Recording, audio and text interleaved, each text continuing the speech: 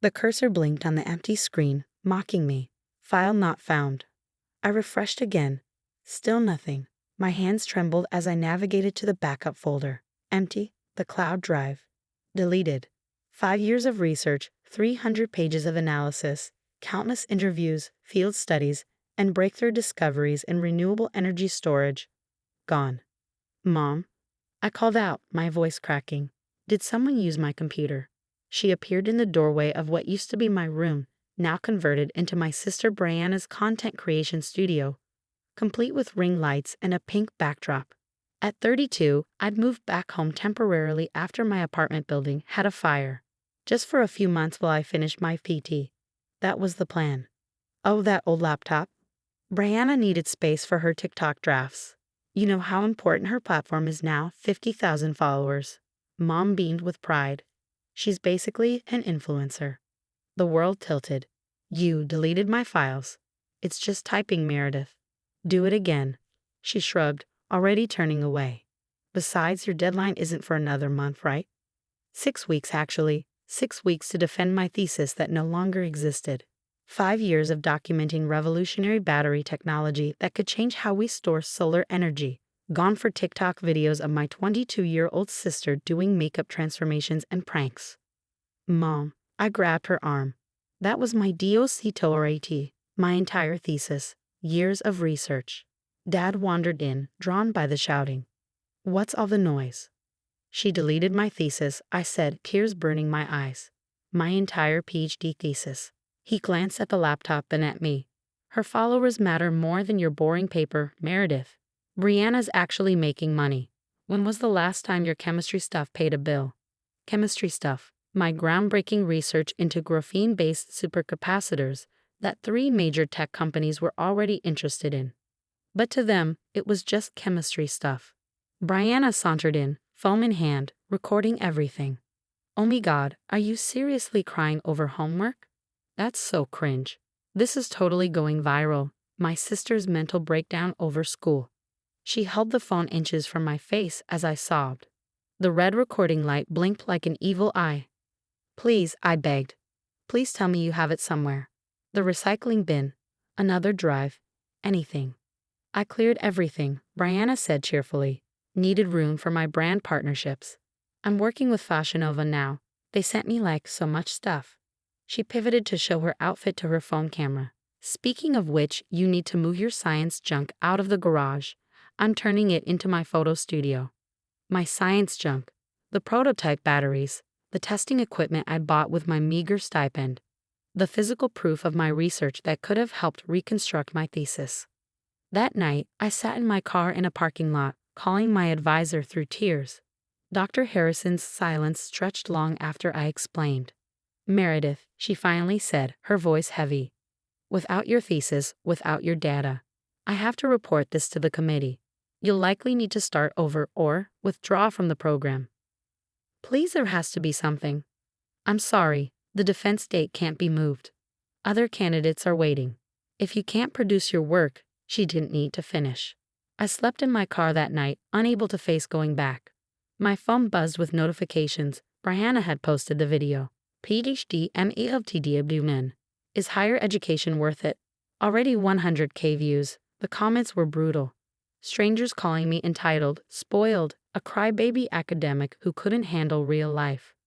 But between the cruel comments, I noticed something else. Tech professionals asking about my research. Engineers wanting to know more about the graphene supercapacitors. A few even recognized the implications of what I've been working on. One comment stopped me cold. Wait, is this the M. Thompson who published that paper on enhanced energy density in hybrid capacitors? That research is revolutionary. Someone please tell me she has backups. I didn't, but I had something else. Something my family had never bothered to understand. I had a mind that remembered. For the next 3 days, I lived in the university library. I reconstructed what I could from memory, from printed drafts I found in my office, from email correspondences with colleagues. It wasn't everything, but it was enough to prove the work existed. More importantly, I started documenting everything else. My family's treatment wasn't new. It was just the culmination. I'd been keeping receipts, literally and figuratively, for years. Every time they'd used my scholarship money for Brianna's pageants. Every time they'd missed my academic awards for her recitals. The graduation they skipped because Brianna had an Instagram meet and greet. But now I had something new, evidence of destruction of intellectual property.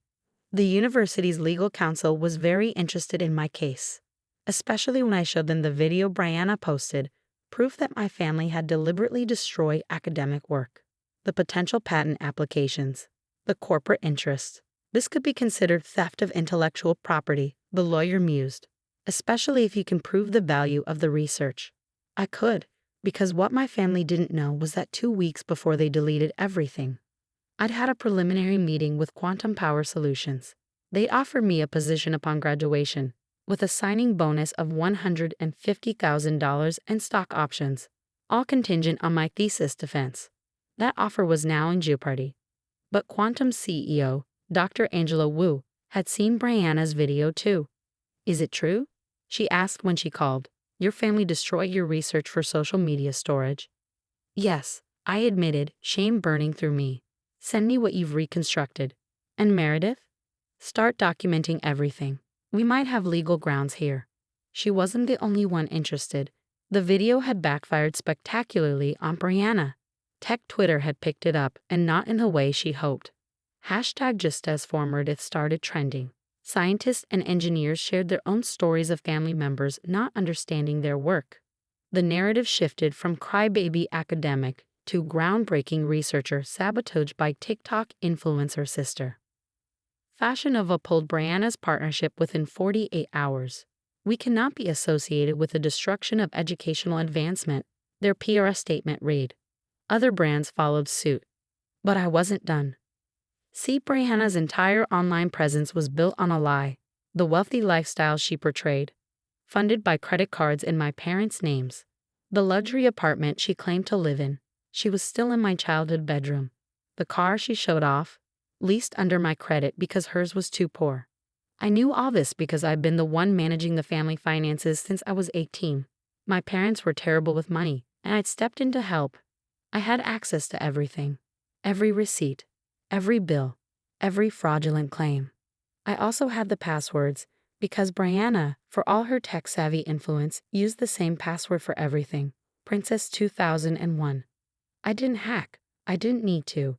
I simply logged into the family cloud storage I'd set up years ago, the one they'd forgotten existed because it wasn't on the laptop, and downloaded everything. Years of tax documents showing they claimed my educational expenses as deductions while pocketing my scholarships.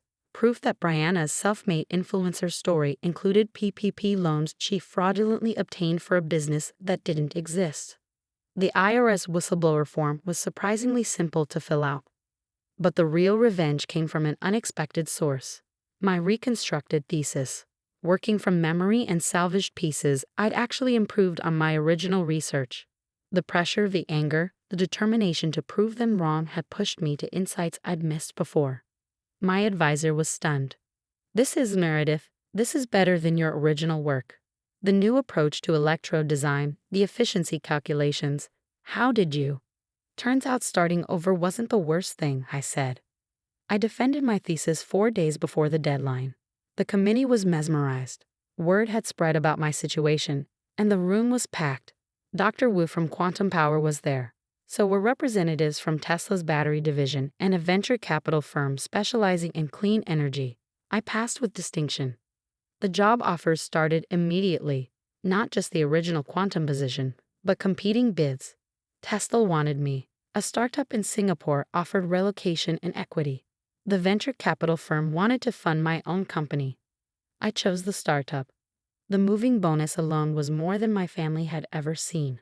The day I left was the day the IRS notices arrived. Mom called, hysterical. "What did you do?" "They're auditing everything. They're saying Brianna committed fraud." I documented everything, I said calmly, loading boxes into my new Tesla, a signing perk. "Just like you taught me, keep receipts, right? But she's your sister. And I was your daughter. Didn't stop you from destroying my life's work. It was just typing." "No, Mom. It was revolutionary research into energy storage that could help combat climate change.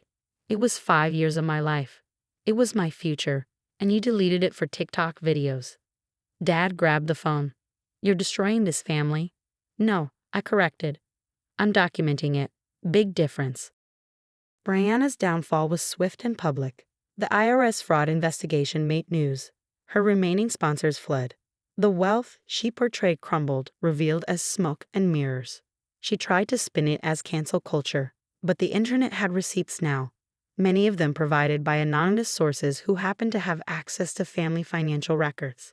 My parents lost the house trying to pay back taxes and penalties. The last I heard, they'd moved into a small apartment, the walls too thin to film TikToks without noise complaints. But I wasn't thinking about them anymore. I was in Singapore, leading a team developing the next generation of energy storage. My reconstructed thesis had been published to acclaim. The patents were filed. The technology was moving from prototype to production. A year later, I gave a keynote speech at an international energy conference. The title, Innovation from Ashes: How Destruction Breeds Revolution.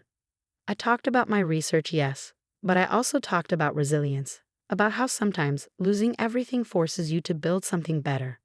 How the greatest discoveries often come from the deepest failures. The standing ovation was gratifying, but not as gratifying as the email I'd received that morning from a high school student in Bangladesh who'd read my paper and was starting her own experiments with graphene capacitors. Your work inspired me, she wrote. My family doesn't understand either. They think science is a waste for girls, but you proved them wrong.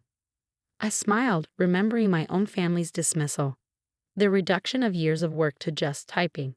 Their inability to see value in anything that didn't get likes or views. They were wrong, of course. My thesis wasn't just typing. It was the foundation of a technology that would help power the world. It was jobs for hundreds of people. It was inspiration for young scientists. It was proof that knowledge, once created, can never truly be destroyed, only transformed. My phone buzzed.